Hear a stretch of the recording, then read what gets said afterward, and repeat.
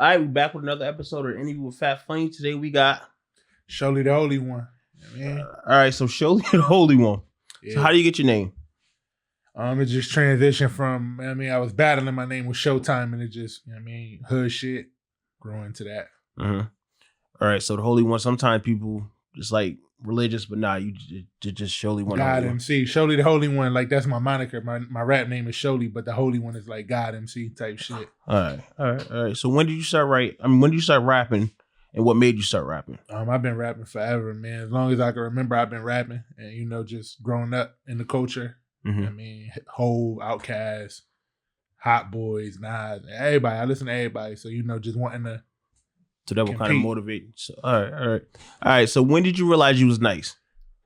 When I started getting the same reaction I got here in other places. Because it's like you don't know if it's different. Because my friends can say I'm hype, my city can say I'm hype, but when I go somewhere else, but when I'm going around, new crowds of people and different places, and they giving up that same energy, it's like I'm the one. Yeah. All right. So if I had to tell somebody about you, what's the go-to track that I could show he's nice? Probably my bars on I-95 freestyle. That's my life's work. That's okay. Hell yeah. All right, so what blueprint you trying to follow? When I say that, I mean like you trying to be like Jay-Z, you trying to be like Pat Poose, because like you're a lyricist. You're not like you're an artist too, but like you rap. So like I'm not trying to follow nobody's blueprint though. I'm trying to create my own. Okay, so and to me that's part of what hip hop is about, making a contribution. Mm-hmm. You know what I mean? Everybody got their own thing, and everybody got their own vehicle that makes them special. So it might be the way you rap. It might be the way you dress. It might be the way you promote your shit, like 50 Cent and Controversy, or Eminem and Controversy, or Jay-Z and just being one of the coolest, flyest niggas, or whatever your vessel is. You know what I'm saying? So I'm learning what I want to contribute to the game. All right. So what would you say that is right now? I know you early. Right now, I'm heavy on prioritizing monetizing the freestyle. Mm-hmm. Because it's like when you freestyle, it's like, all right, can he make a song? Right. It's like, because it's two different things too. So clearly I can make a song because I got 80 of them. Mm-hmm. But what I'm saying is, what about this? And you know what I'm saying? I want to get paid for this. Right. Y'all watching it. I think creatives like, how do I get paid for the shit I'm good at? That's the problem right now. But it's you looking at my freestyle. I'm popping this shit for 8 minutes straight, one take. No fumble. And that's crazy. I mean, it was like, and you watching this shit 8 minutes. So how do I get paid for my 8 minutes? You got to be willing to pay for that, because you get what I'm saying. When you listen to a hit record or a record that you play over and over, you know what I'm saying, the streams is being monetized. So what makes this any different? True.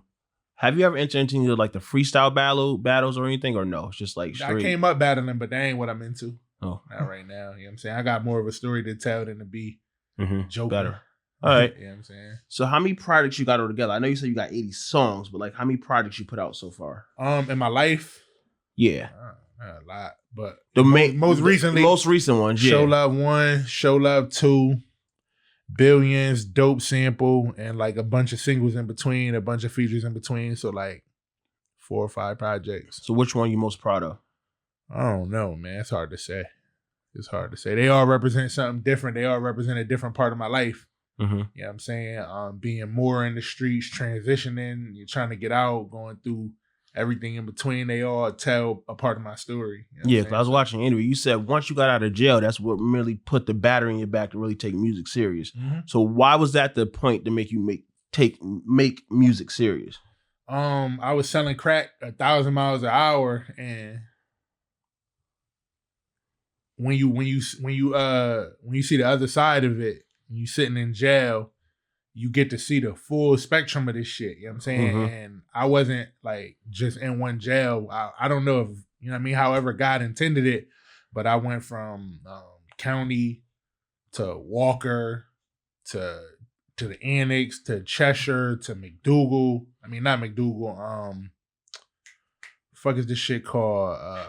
Shit in Newtown. Why is that shit Garner? You get what I'm saying? So I'm in Maxes, I'm in Mediums, I'm seeing niggas who never going home. That's my age.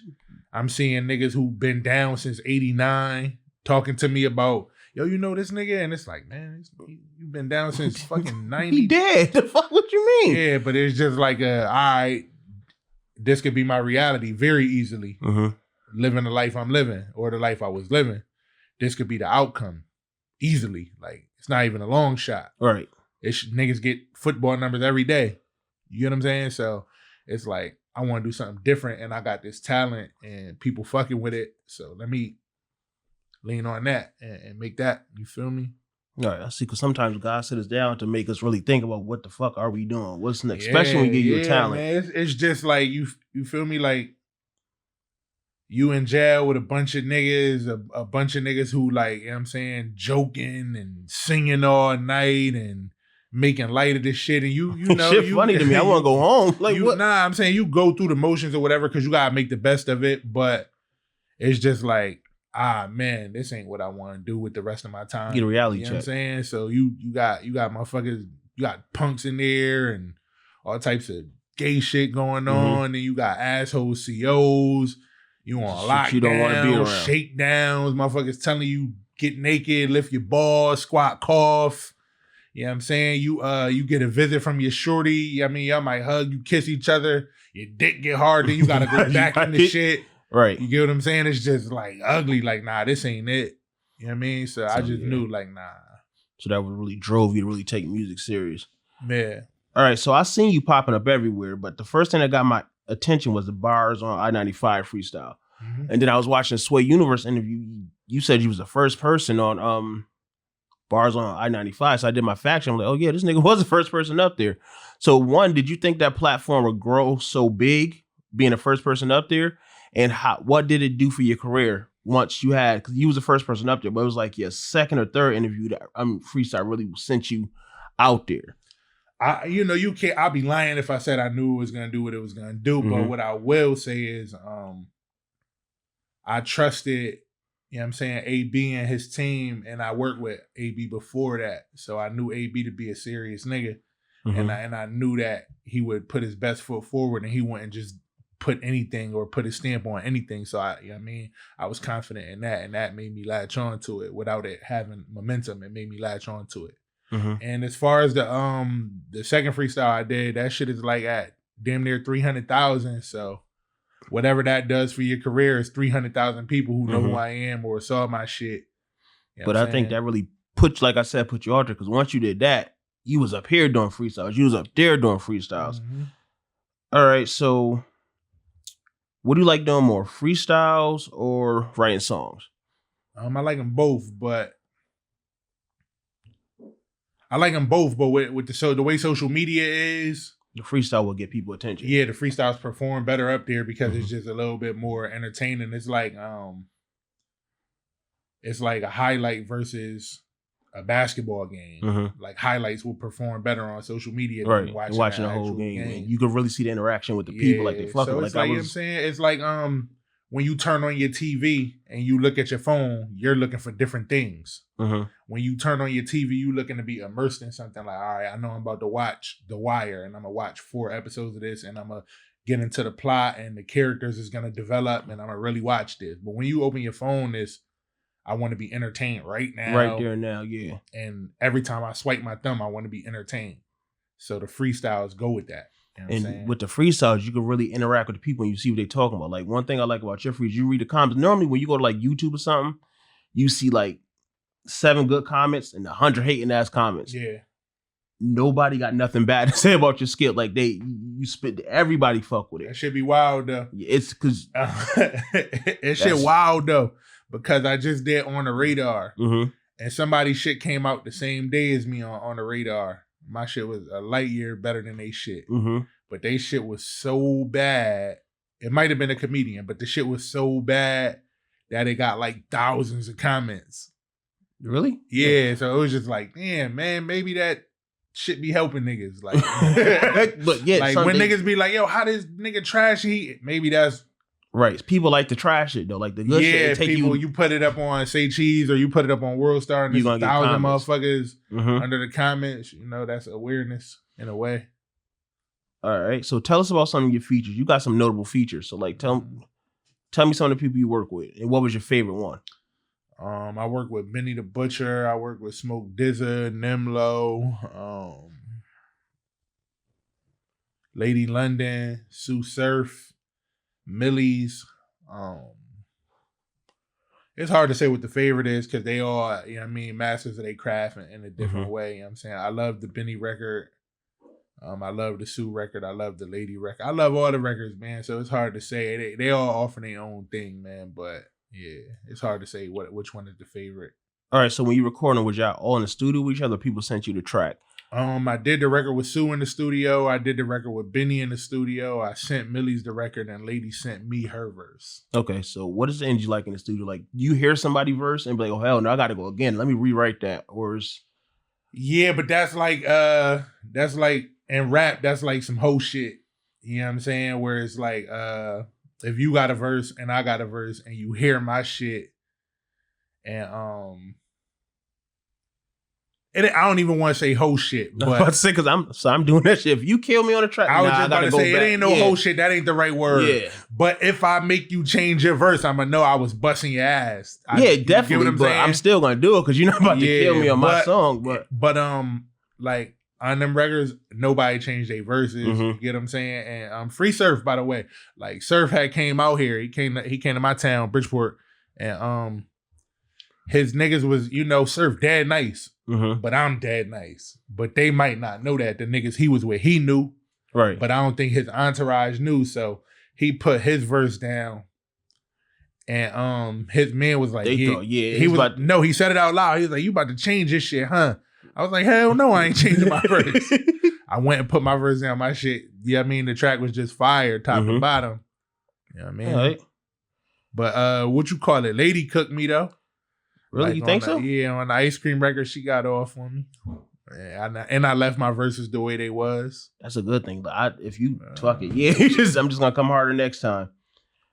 All right, so you got the tattoo. Remember, I was watching a Sway interview, and you said, just tell us what you said about the tattoo. That shit stuck me. Like, damn, yeah. Remember everything you've been through. That should make you a better person. But you tell us. I don't want to tell us. Just for me, it was just like remember everything. I mean, remember the people who supported you when you about to give up. Think of the people who supported you, like when they want you to give up. You get what I'm saying? When you about to do some stupid shit, remember who relying on you. You know what I mean? When you just remember who you doing the shit for, what your motivation is, what you stand for, what your decisions got you, what was the result of the dumb shit that you did, and how you felt. You know what I'm saying? When you hurt somebody you love, how it felt. Like, you get what I'm saying? When somebody you love hurt you, remember that. Like, you know what I'm saying? Don't forget that and be naive. Like, remember, this person is a snake. Yeah, so it's just all that, everything. Like, just be cognizant and remember. That's good. And that's good for the younger generation too, because they don't want to listen to shit. So somebody that been through something, you get to remember your actions. You gonna have to pay for them. All right. So what you think of the Connecticut music scene? I love it. You becoming the face of it right now. So yeah, I love it right now, man. It's a lot of people that's moving around like they believe. You know what I'm saying? And people spending that bread on themselves. Niggas is presenting it the right way. People is touching the road. People is being creative, getting their own sounds. And I mean, I like it. It's young niggas doing their thing. Niggas is doing drill. Niggas is singing. Niggas is getting record deals. You know what I mean? So I love it. All of it. I love it. All right. So what do you think Connecticut need to go to the next level? Because like we always scratch the surface. Somebody almost make it and then it don't pop. What do you think we need to pop somebody? To keep going. You know what I'm saying? To keep going, man. This shit ain't... Niggas don't understand how rare it is to make it as a rapper. Like... They see the glamour side. They don't see broke. You know how many songs get uploaded a day to streaming platforms? I actually... That's the crazy part. It was like... I know Spotify is like something thousand or something. 86,000 songs come out every day. So what makes you different? It's the grind. It's the work ethic. Yeah, but it's just like, it's rare. You could grind hard. You could be good. You could have the image. You could do everything right. It's just still some of it is chance. Like, and like I said, 86,000 songs is coming out every day. You know what I'm saying? That's what's that? 500, 600,000 songs a week. Right. And it's 52 weeks in a year. So it's like, hard to crack through that, and you know, you just gotta believe and you know what I mean, and move like you believe. You know what I'm saying? So I believe when this shit don't make sense, and logically it might be a bad decision to keep going, or you know what I mean, motherfuckers are saying, yo, you need to do this, or you should try something else. It's like, nah, this my vision. Yeah, I believe in this, and this is gonna work, and you gotta, you know what I mean, stand on that and see it through. All right, how important is it working together? Because I know it's been a long time. Hartford just with Hartford, New Haven's with New Haven, Bridgeport with Bridgeport. Now I see everybody coming together. How important that is to you? It's important for us, man, because this shit a small state. So with the fanfare that you might get in the Philadelphia or Atlanta or Houston, you gotta kind of combine these cities to get that type of number, or you know what I mean, them type of numbers. So I mean, if you got everybody in New Haven fucking with you, that's not that many people. Right.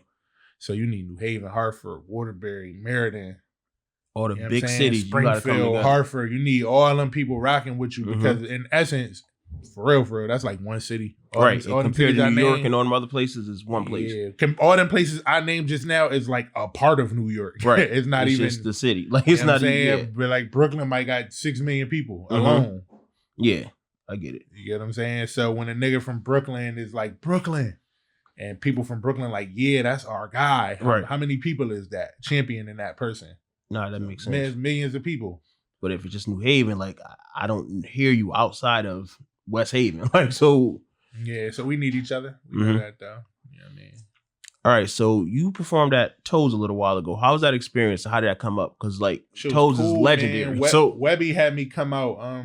Webby had me come out on his shit. He do a show every year, and he invited me out. You know what I'm saying? And it was a little controversy between me and Talib Kweli, and Webb had like kind of inserted itself into it, and people here kind of barked on him, and I was just like, you know, that he ain't really our problem, right? You know what I'm saying? Like, and me and him was just I had went to his house before that. You know what I'm saying? And Rook had a party up there, a director from out here, director and artist. He had a party at Webb Crib, birthday joint, and it was like a video shoot.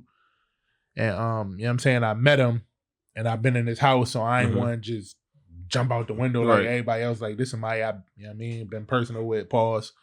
And you know, we just was building and talking and shit, and I was just getting his point of view, and he was getting my point of view, and we kicked it on the phone. And he was just telling me like, man, I don't give a fuck what dude think about where I'm from. Like, that shit is small things. Like, you know what I'm saying? You got to get some motion and start getting the money and start getting on the road. And then what people say won't matter so much to you or whatever. Right, whatever. And that was his perspective. Yeah. And, you know, my perspective is different. I'm like, fuck that nigga. But it ain't, it's, you know, my side holds truth and his perspective holds truth. But I'm from the projects, and you can't disrespect where I'm from. Nah, you know what I'm saying? And that might not be the best stance to take, but it's the stance I took. Right. You know what I'm saying? And that's his stance. And, you know, we don't have to agree. And we don't got to be mad about that. Right. You know what I'm saying? So we move forward, and he just invited me to the show, and we got a record together, not for nothing. It ain't out yet, but fire. You know what I'm saying? And his crowd is, you know, it was different. So, like, how was that? Because it's a difference between, I'm not going to say a Chris Webby crowd, but you know what I mean? Like, it's not the same. I'm trying to say white people. It's different. So how is that experience? It's absolutely different, man. And you know, they the difference with them, I say, is they dare to like be entertained and turn up. Yeah, it's hard to get black people to participate. Our crowd is like, man, I got my Balenciaga. Yeah, you trying to show off. You want to be the performer. I'm with my bitch, nigga. We drink. We got bottles, or we drinking. We got the section. Nigga, fuck them niggas on stage. You get what I'm saying? You there because it's a thing, not to necessarily. Be there. Yeah, you want to be seen there. You don't care if you perform. You don't care so much about the performance, but you know people are gonna be there because this rapper is there. Yeah. So you going for yourself. You get what I'm saying? His shit was just like, these motherfuckers was, you know what I mean, bright eyed, bushy tailed. Put Dirty your hands Uptown up. Just going crazy. Just performing. You get what I'm saying? So it was lit. It was different. All right. Couple more questions. So have you had any labels or management reach out to you? Yeah, definitely. I had people reach out to me for different situations, but we got to figure out how to get it to what I need it to be, because some of the situations, I don't feel like they would be that advantageous to me, because it's like shit that I'm already doing myself. Right. You know what I'm saying? So these people offer the bare minimum sometimes. Like, I can do that myself. Like, what? Yeah, you gotta show me something. It just gotta be like, like just seeing so many people going to bad contracts, and so many people get tied up in the shit that stalls their career. And that holds them back. Basically, it's just like I'm kind of reluctant to attach myself to something unless I know, not necessarily that I know, but potentially this shit could be life changing. You know what I mean? And as far as putting music out and putting money behind the shit, paying for features and getting in front of cameras, I'm doing that. I could do that myself. There's these labels don't see in 2023. Like, you got to show me this partnership gonna be worth something, because me and my friends could get together and get some features or something. All right, so what would it take for a label to sign you? What would the deal have to look like? I don't even know, man. I would have to read it and be compelled by it. And it would be more about the person that I'm signing to. You get what I'm saying? And how confident I feel that they would make me a priority as an artist. You know what I'm saying? Because once you get signed, it's like going from high school to college. It's a totally different world. You get what I'm saying? You was the nigga in 12th grade, but now you're a freshman and you got to prove that shit all over again. So it's like, it's like sports. You want to get into the right system that's going to highlight your attributes. You know what I'm saying? You don't want to get somewhere where it's like, man, we focused on Drake and Dirk. And that happens a lot of times. People so hungry to sign a deal, they get the deal and they be like, yeah, I'm fucked. I'm staying here. They not putting no money behind you, nothing. Yeah, I mean, a lot of the shit is like you gaining attention through your own antics. That's why you see people doing all this crazy shit and jumping on cars and doing whatever the fuck they doing to get noticed. Seen, and I don't knock it, but that's the why for that. It's somebody who's in a corner trying to figure out how to get into the light, because the label is just like, all right, man, you gotta get your analytics up, right, or get your numbers up. And it's almost like, I heard your music and you talented and I think people might like it or whatever, but I need to know for a fact people gonna like it. People love it. And then normally the label jump behind something that's already hot. They don't even like build you up no more. They want the TikTok hit, then they can just put a couple of dollars behind it. Yeah. And the TikTok hit is like 20, 30 seconds. So it's not even a whole song. And you notice that with TikTok, you love that 30 seconds. I hear the whole song. This shit trash. I don't want to hear this no more. Yeah, you hear the song and it's not as overwhelming as you like, oh, okay. The TikTok part. Yeah. All right. So you got a is it a showcase or is it a show? The Showly and Friends. Tell us about that. Yeah, man. That show is special to me. That's the day. It's my father's birthday. My father passed in 2020. Oh. You know what I'm saying? So I did that. I put the show date as his birthday. You know what I'm saying? And it's, I wish he could see how he's somebody who always believed in me. And he, through everything, not just rap. Like when I was playing football, he was there. When I was selling crack, running around the streets, when I went to jail, when I came home, when I got serious with the music, he was just somebody that was always like, yo, that's my son. You get what I'm saying? He was always proud of me no matter what I was doing. And like, I wish he could see what this shit is becoming now. So, it's just my homage to him.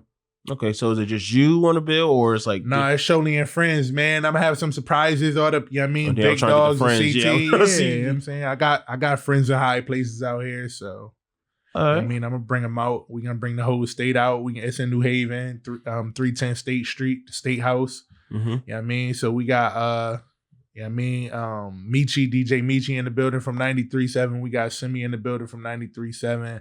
I got the bloggers coming through. You know what I mean? We got the trenches coming out. So it's gonna be that tight. You know what I mean? So it's gonna be a thing. It's gonna be an event. You gotta be a moment. Yeah. All right. So what's next for Showly?